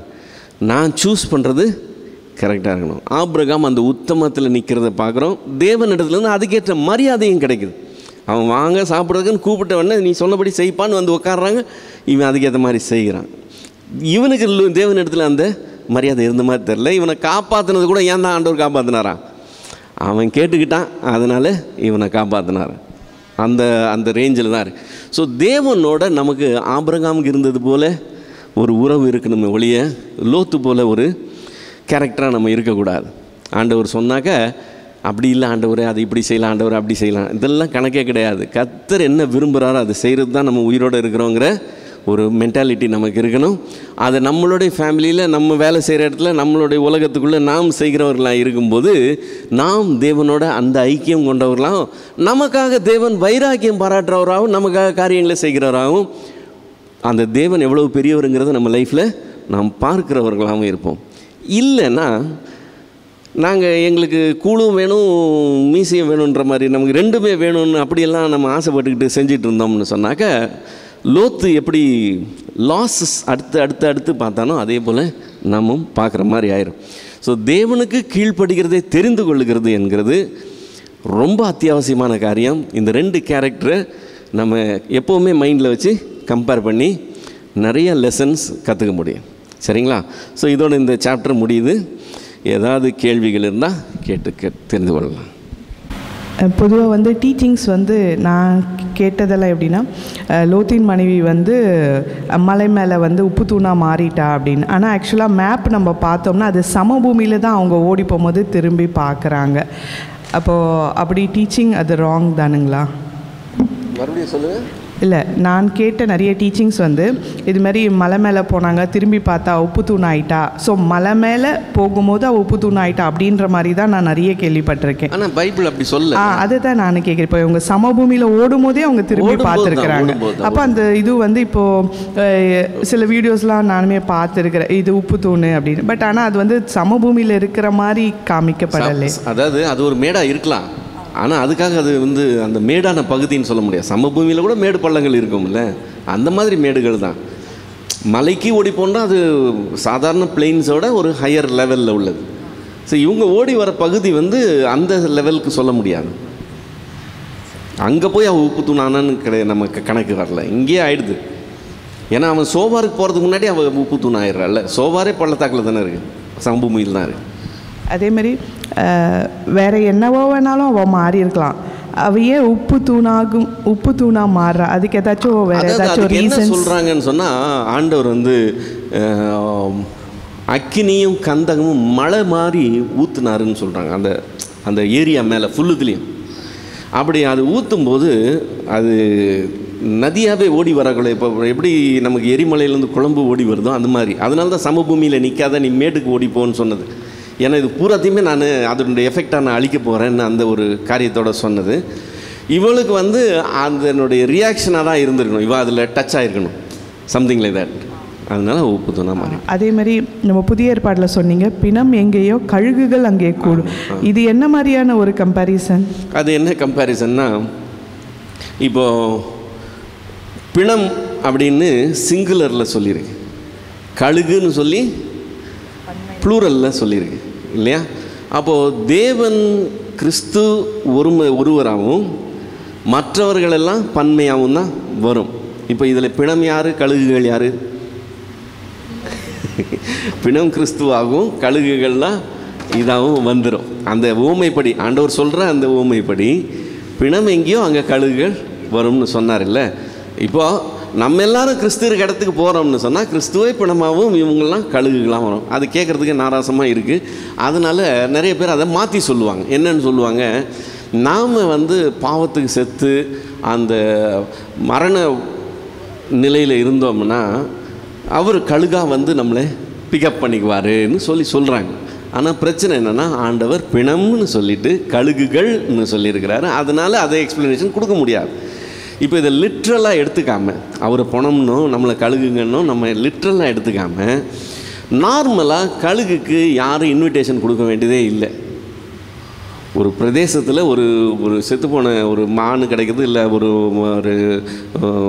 என்ன சொல்கிற ஒரு எருது ஏதோ ஒன்று செத்து கிடக்குதுன்னு சொன்னால் கழுகுக்கு சொல்லி அனுப்ப வேண்டிய அவசியமே கிடையாது. அது பை நேச்சரே அது அந்த ஸ்மெல்லுக்கு அது பை நேச்சர் வந்துடும். வல்ச்சர்ஸு, ஈகிள்ஸ் எல்லாம் பை நேச்சர் வரும். அவங்கெல்லாம் ஸ்கேவெஞ்சர்ஸ். நம்ம ஊரில் வல்ச்சர்லாம் பார்க்கலன்னா கூட நம்ம ஒரு செத்த எலியை தூக்கி ரோட்டில் போட்டு பாருங்கள், காக்கா வந்துடும். நீங்கள் காக்கான்னு கூப்பிட்டெல்லாம் கொடுக்க வேண்டியதில்லை. செத்த எலியை தூக்கி ரோட்டில் போடுங்க, காக்கா வந்துடும் இமீடியட்டாக. ஏன்னா அது சென்ஸ் பண்ணிடும். ஸோ இது ஆட்டோமேட்டிக்காக உள்ள ஒரு ஈர்ப்பு. ஸோ கிறிஸ்து வரும்போது நமக்கு அவர் எங்கே ஏதுன்னு தெரியணுன்ற அவசியமே கிடையாது. அது ஒரு ஈர்ப்பு ஆட்டோமேட்டிக்காக இருக்கும், எல்லோரும் போயிடுவாங்க. அந்த ஆங்கிளில் தான் அவர் சொல்கிறார். அதனால் நம்ம அதுதான் புரிந்து கொள்ளணும். அது பிணம்னா என்ன, கழுகுனா என்னன்னு நம்ம பேசிகிட்டு இருக்கக்கூடாது. அந்த ஈர்ப்பை பற்றி தான் அவர் பேசுகிறார். அந்த ஈர்ப்பு தான் கடைசி நாளில் இருக்கும். Price Lord brother. ஸோ இது லோத் ஒபீடியன்ஸ் இல்லை அப்படின்னு நம்ம பார்த்தோம் நீங்கள் சொன்ன டீச்சிங்கில். பட் 2 பேதுருவில் அந்த 7th and 8th இதில் நீதி உள்ள தன்னுடைய இருதயத்தில் பாதிக்கப்பட்ட நீதிமானாகிய லோத்தை அவர் ரட்சித்திருக்கன்னு இருக்கே. ஏன் அப்படி இது பண்ணுறாங்க? அவன் நீதிமான் தான், இல்லைன்னு இல்லை, கண்டெஸ்டே பண்ணல, அவன் நீதிமான் தான். ஆனால் நீதிமான்கள்லேயே தேவன் ஒரு காரியத்தை இன்ஸ்ட்ரக்ஷன் கொடுக்கும்போது அதை எடுத்து செயல்படுத்துகிறவங்க 2 விதமாக பார்க்குறோம். இப்போ லோத்து கீழ்ப்படியலன்னு சொல்ல முடியாது, கீழ்ப்படிந்தான். ஆனால் கீழ்ப்படிந்த விதத்தில் வித்தியாசம் இருக்குது. ஆபிரகாம் கீழ்ப்படிந்தான், ஒரு கொஸ்டின் கிடையாது, ஆனால் அவனாவே கிடையாது. தேவன் சொன்னால் இம்மிடியட் விருத்த சேதனம் பண்ணுன்னு சொல்கிறார். அது என்ன ஏதுன்னு அலசி ஆராயறதுக்கெலாம் டைம் கிடையாது. சொன்ன உடனே அவன் செய்கிறது அவனுடைய காரியமாக இருக்குது. ஸோ அதனுடைய விளைவுகள் என்ன, தாக்கம் என்ன, பாதிப்பு என்ன, அது எப்படி இருக்க போகுது, அதெல்லாம் அப்புறம் பார்த்துக்கலாம். அதை ஃபேஸ் பண்ணுறது அப்புறம். சொன்னதை செய்கிறது தான் அவனுடைய மொத்த காரியமே. அந்த மாதிரி நேச்சர் லோத்துக்கு இல்லை. இப்போ ஆபிரகாம் மாதிரி கீழ்ப்படுகிறவங்கள பார்க்குறது ரொம்ப கம்மி. ஆனால் லோத்து மாதிரி இருக்கிறவங்க நிறைய பேர் இருக்கிறாங்க. வேத சத்தியம் தெரியாமல் இல்லை, தெரிஞ்சும் அவங்க அதை செய்வாங்க. ஏன் பிரதர் நீங்கள் இதை செய்கிறீங்க, இப்படி செய்யக்கூடாதுன்னு இருக்கேன்னு சொன்னோம்னா அதுக்கு நிறைய நியாயம் கற்பிப்பாங்க. இது வேலைக்காகாது பிரதர், நான் இப்படி செஞ்சால் இப்படி ஆயிரும் பிரதர், இது ஆயிரும் அதாயிரும், என் பிள்ளைங்க இருக்காங்க, இது இருக்காங்க, ஏதாவது காரணம் சொல்லிக்கிட்டே இருப்பாங்க. தாமதித்துட்டு இருப்பாங்க. செய்கிறேன்னு சொல்லுவாங்க, செய்ய மாட்டாங்க. அப்புறம் தங்களுக்கு வசதி வரும்போது கீழ்ப்படிஞ்சிக்கலாம்னு சொல்லி எதோ அப்படிலாம் ட்ரை பண்ணுவாங்க. அவங்களுக்கு பேரும் நீதிமான் தான். அவங்க நீதிமான்கள் இல்லைன்னு சொல்ல முடியாது, நீதிமான்கள் தான். இவங்க தப்பு தண்டால் போய் இறங்குறவங்க கிடையாது, தெரிஞ்சு மற்றவங்களை கெடுக்கிறவங்க கிடையாது, அப்படிலாம் கிடையாது. கரெக்டாக தான் இருக்கணும்னு நினைக்கிறவங்க. ஆனால் இன்ஸ்ட்ரக்ஷன் ஒன்று கொடுத்து செய்யன்னு சொல்லும்போது அதை செய்கிறது கீழ்ப்படிதல். புரியுதுங்களா? அதாவது நீதிமான்னு சொன்னால் 100% எந்த குறையும் கிடையாது, எல்லாம் பர்ஃபெக்ட்டுன்னு அர்த்தம் கிடையாது. இவங்க தவறுகளை தெரிந்து கொள்றதில்லை, கரெக்டானது தான் செய்யணும்னு விரும்புகிறாங்க. ஸ்பெசிஃபிக் இன்ஸ்ட்ரக்ஷன் கொடுக்கும்போது இதை இப்படி செய்யணும்னு சொல்லும்போது அது கர்த்தர் சொன்னாருன்னு செய்கிறவங்களா இருக்க மாட்டாங்க. அது இவங்கள டைரெக்டாக பாதிக்கும். அந்த காஸ்ட் இருக்குது பாருங்கள், அந்த டிஸ்ஒபீடியன்ஸ்க்குள்ள காஸ்ட் ரொம்ப ஹெவி.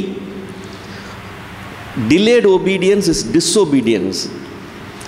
ஒபீடியன்ஸ்னாலே சொன்ன உடனே செய்கிறது. இப்போ உங்கள் வீட்டில் உங்கள் பிள்ளைய நீங்கள் தண்ணி கேட்டீங்கன்னு சொன்னால் தண்ணி கேட்ட உடனே தண்ணி வர்றதுக்கு பேர் தான் கீழ்ப்படிதல். நீங்கள் கேட்ட அரை மணி நேரம் கழித்து தண்ணி வந்துச்சுன்னா அது கீழ்ப்படிதல் கிடையாது. அரை மணி நேரம் கழித்து நீங்கள் 2 ரிமைண்டர் கொடுத்தும் வரலன்னு சொன்னால் அது கீழ்ப்படிதல் கிடையாது. அப்படி கீழ்ப்படியாமல் இருந்துச்சுன்னு சொன்னால் உங்களுக்கு என்ன வரும்? தண்ணி கேட்டு தண்ணி வரல, நீங்கள் 2 ரிமைண்டர் கேட்டு கூட தண்ணி வரலைன்னா என்ன வரும்? கோபம் வரும். தேவன் ஒரு காரியத்தை சொல்லி செய்யலைன்னு சொன்னால், 1க்கு 4 தடவை சொல்லி கூட செய்யலைன்னா தேவனுக்கும் என்ன வரும்? கோபம் வரும். அது பிள்ளை தான். ஆனால் நமக்கு என்ன வந்துச்சு? கோபம் வருது. அவன் நீதிமான் தான், தேவனுக்கு என்ன வரும்? கோபம் வரும். ஆபிரகாம் கிட்ட அதுக்கு நெசசிட்டியே இல்லை, நோவா கிட்ட அதுக்கு நெசசிட்டியே இல்லை. சொன்னால் அப்படியே செய்கிறவங்க. நோவா அப்படியே செய்தான், தேவன் தனக்கு கட்டளையிட்டபடியெல்லாம் செய்து முடித்தான்னு பார்க்குறோம். அந்த மாதிரி நேச்சர் உள்ளவங்க ரொம்ப கம்மி. லோத்து மாதிரி இருக்கிறவங்க நிறையா இருக்கிறாங்க. அதனால தான் ஃபேமிலிஸும் சரி, அவங்கவுங்களுடைய சிச்சுவேஷனும் சரி, கண்ணீரும் கம்பளையுமா இருக்கிற சூழ்நிலை அதுதான். இழப்புகளை பார்க்குறாங்க. இது இப்படி ஆகிப்போச்சு பிரதர், அப்படி ஆகிப்போச்சு பிரதர், எனக்கு இது நடந்துச்சு, அதுக்கெல்லாம் காரணம் அதுதான். இந்த ஒபீடியன்ஸில் ப்ராப்ளம். இவங்க உலகத்தார் மாதிரி கிடையாது, தேவ பிள்ளைகளாக தான் இருக்கிறாங்க. ஆனால் ஒபே பண்ணாமல் இருக்கிறாங்க. அதோடைய காஸ்ட்டை பே பண்ணுறாங்க. பரிதாபமாக இருக்குது. பைபிள் நமக்கு அது போதுமான எச்சரிக்கை கொடுக்குது. ஆண்டவருக்கு கீழ்ப்படுகிறது முக்கியப்படுத்தணும் அப்படின்னு சொல்லி நமக்கு சொல்லுது. ஸோ அதனுடைய சீரியஸ்னஸை உணர்ந்து கொண்டு தேவனுக்கு கீழ்ப்படுகிறதுக்கு நம்ம முன் வரணும். அதே மாதிரி இது ஆப்ரஹாமை மீட் பண்ணுறதுக்கு அந்த ஜீசஸோட காடும் வர்றாரு. பட் இவரை மீட் பண்ணுறதுக்கு வரும்போது 2 பேர் தான் வர்றாங்க. என்ன, what is the reason? Reason என்னன்னு சொன்னால், இவனுக்கு அவ்வளோதான் மரியாதை. தேவன் முன்னால் தேவன் அவனை சிநேகிதனாகவே நினைக்கிறார். ஏசாயா தீர்க்கதரிசன புத்தகத்தில் ஆபிரகாமை தேவனுடைய சிநேகிதன் எனப்பட்டான்னு சொல்லியே இருக்கு. லிட்ரலாக ஃப்ரெண்டாக அவனை வியூ பண்ணுறாரு. இவனை அப்படி பார்க்கல. ஒன்ஸ் ஆண்டவருக்கு அப்படி கீழ்ப்படுகிறவங்களா இருக்கும்போது ஆண்டவர் அதை வேல்யூ பண்ணுறார். இவங்ககிட்ட அந்த வேல்யூ இல்லை. அதனால் ஆள் மட்டும் அனுப்புனா போதுன்னு 2 தூதர் மட்டும் அனுப்புகிறார். அது கூட ஆபிரகாம் மூஞ்சை பார்த்து தான் அனுப்புகிறார், இல்லைன்னா அது நடந்திருக்காது. இங்கே கர்த்தராலே எகோவாலே திரியேக தேவனுடைய பன்மையான ஆள் தத்துவம்னு ஒரு எடுத்துக்காட்டு சொன்னீங்க. யாத்ராமத்தில் ஒரு இடத்துல அவர் நாமத்தை அவர் சொல்லும் பொழுது 34 5:6 கர்த்தர் அவனுக்கு முன்பாக கடந்து போகிற போது அவர் கர்த்தர் 2 முறை சொல்கிறாரு. சொல்கிறவரே கர்த்தர் தான். அதுதான். அது ஏன் அப்படி 2 முறை சொல்கிறாரு? ரொம்ப யோசிப்பேன். இது சொன்ன பிறகுதான் இது மாதிரி பன்மையில் வர இடம் நிறைய இருக்குது. நான் ஒரு எக்ஸாம்பிள் தான் கொடுத்தேன். யாத்ராமத்துலேருந்து நான் ஒரு எக்ஸாம்பிள் கொடுத்தேன். இப்போ நீங்கள் இன்னொரு எக்ஸாம்பிள் கொடுக்குறீங்க. இது மாதிரி நிறைய இடங்கள்ல இருக்குது. ஸோ இது இந்த கான்செப்ட், இந்த ட்ரினிட்டின்ற கான்செப்ட் கிறிஸ்டியன்ஸ் புதுசாக இன்ட்ரடியூஸ் பண்ணி கிறிஸ்துவ கடவுளாக ஆக்கிறதுக்காக அப்படி கொண்டு வந்துட்டாங்க.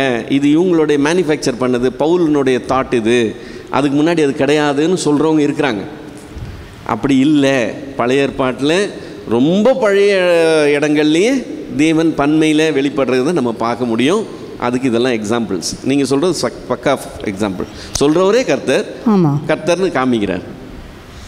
நான் ஒருவேளை அங்கே இயேசு கிறிஸ்துவை பற்றி சொல்கிறாரோ அப்படின்னு இருக்கலாம். ஆனால் அதே மாதிரி அந்த பன்மை மட்டும் பார்க்குறோம்.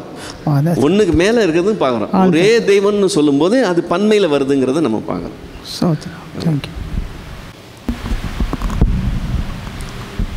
லோத்தோட லோத் ஆப்ரஹாமோட தான் வளர்றான் எல்லாம். ஸோ வளர்ந்ததுக்கப்புறம் தான் அவன் பிரிஞ்சு போகிறான். அப்போது கண்டிப்பாக அவனோட ஒய்ஃப் அண்ட் டாட்டர்ஸ்க்கு அவன் கண்டிப்பாக டீச் பண்ணியிருக்கணும்ல. ஸோ ஆப்ரஹாமோடு இருக்கும்போது கண்டிப்பாக அவனோட டீச்சிங்ஸ் கண்டிப்பாக லோத்துக்கு இருந்திருக்கும்.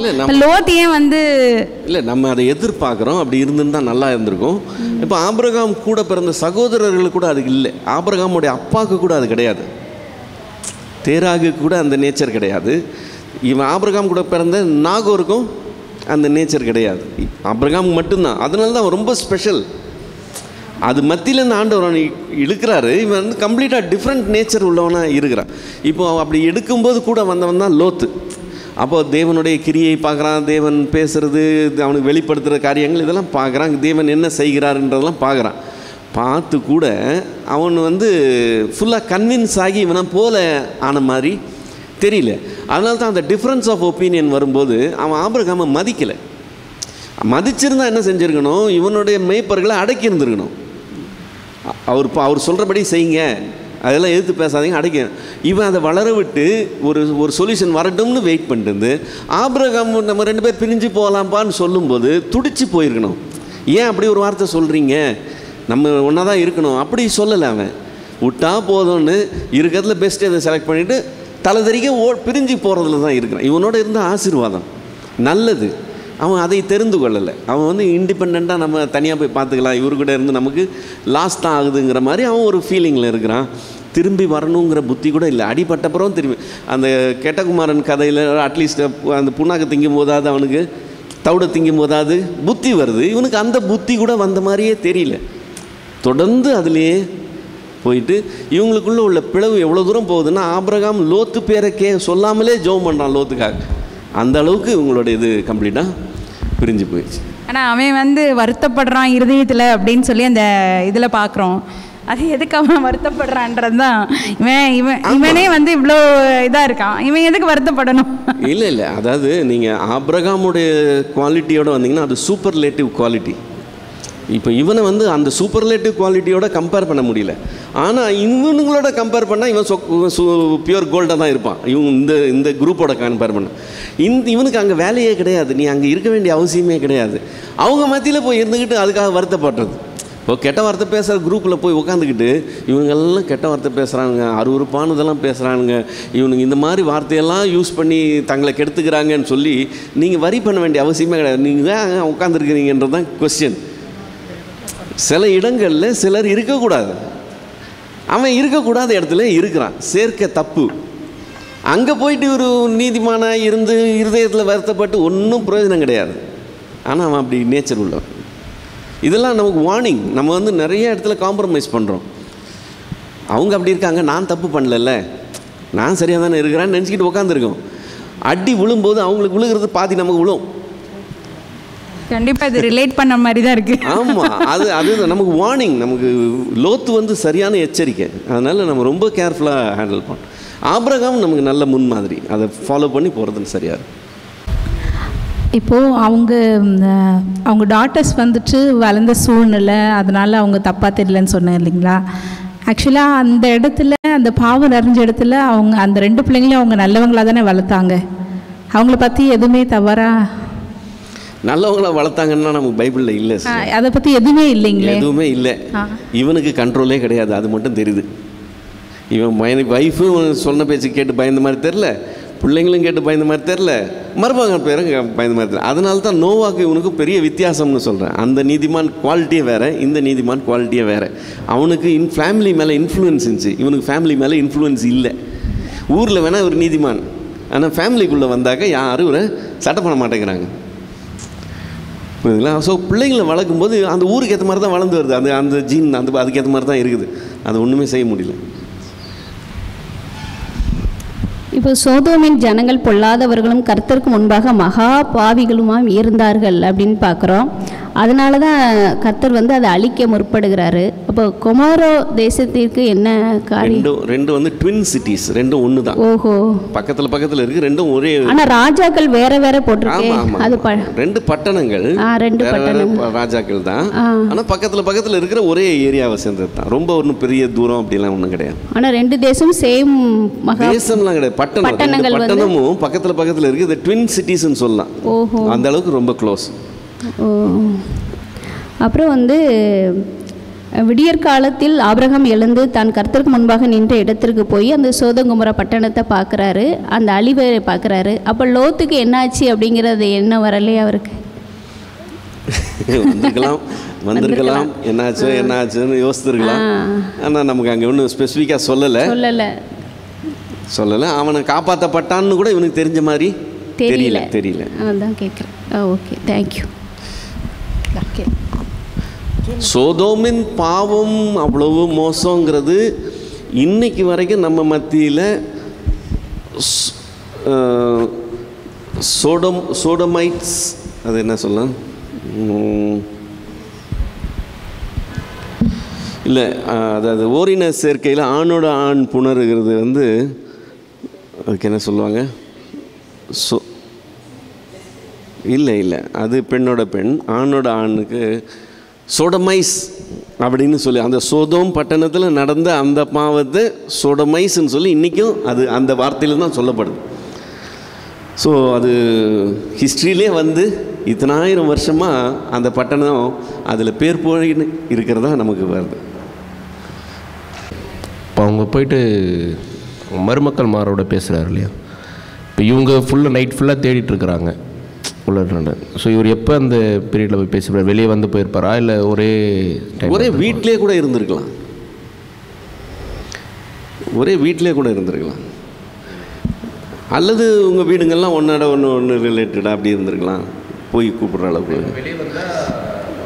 ஒன்றும் பண்ண முடியாது. ஏன்னா அவங்களுக்கெல்லாம் கண்ணு இதாகிடுச்சு, அவங்களுக்கு ஒன்றும் தெரியல. அதனால் இவங்க வந்து போயிட்டு வரதான் வந்திருக்கலாம்.